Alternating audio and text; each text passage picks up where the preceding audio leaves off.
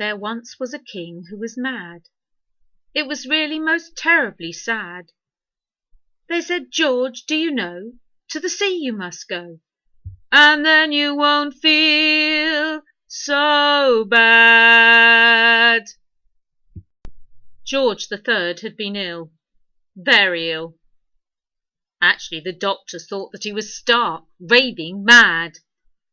But now he was better, and he needed a holiday. But where would he be welcome to take the waters to work wonders on his weakness? Weymouth, of course. The Seaside started to become popular in the 1780s, largely a result of two doctors, Dr. Russell and Dr. Crane. They wrote papers on the healing properties of seawater. They claimed it cured everything, from a stomach upset to rheumatism. They recommended the sea air. They encouraged sea bathing. They even suggested drinking seawater. Yuck! Dr. Russell favoured Brighton, but that was where the Prince of Wales had a home, and George the Third did not get on well with his eldest son. They were always coming to blows. Hardly a restful place for the king. Dr. Crane, on the other hand, recommended the sheltered bay of Weymouth. It just happened to be his hometown. Maybe it was a marketing exercise to draw in lots of wealthy new patients. But it worked. The Duke of Gloucester had a house in Weymouth, imaginatively named Gloucester House, which was right on the seafront. He offered to lend it to his brother, the king, for his seaside holiday. George accepted. Weymouth it was. The king arrived in Weymouth to a royal welcome. The promenade was filled with people, eager to catch a glimpse of their king. It seemed as if half of Dorset had turned out to greet him. Sailors and bargemen, mechanics and countrymen, all joining in with the band, singing "God Save the King." The noise was stunning. Everywhere you turned were the words, "God Save the King," above the shops, on the side of the bathing machines, and even in people's hats. Flags were flying, guns were fired, illuminations lit the town. The mayor gave an address to welcome the king, and was granted permission to kiss the royal hand.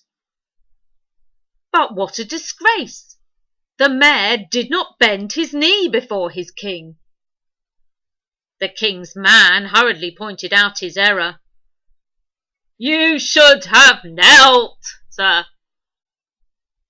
"Sir," the mayor replied, "I cannot." The king's man was outraged. Was the mayor of Weymouth a revolutionary? "Everybody does, sir," he said. But the mayor was unmoved.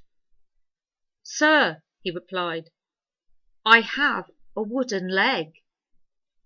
His excuse was unanswerable.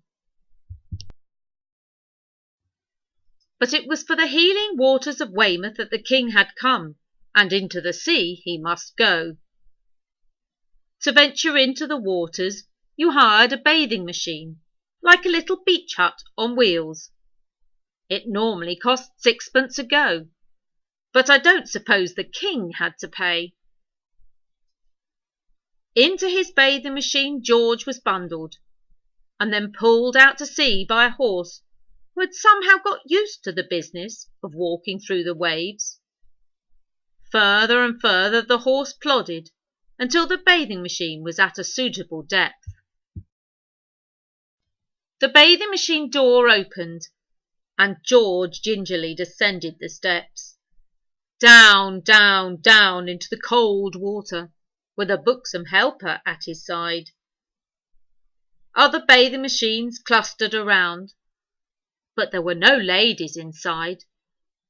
Gentlemen often bathed with nothing on, so the ladies were kept quite separate for propriety's sake.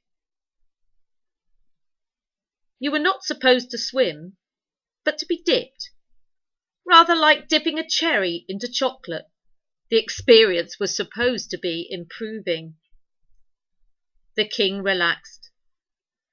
This really was rather pleasant. So peaceful, he thought, as the attendant plunged him into the water for the first time. Crash! The door of the next bathing machine flew open.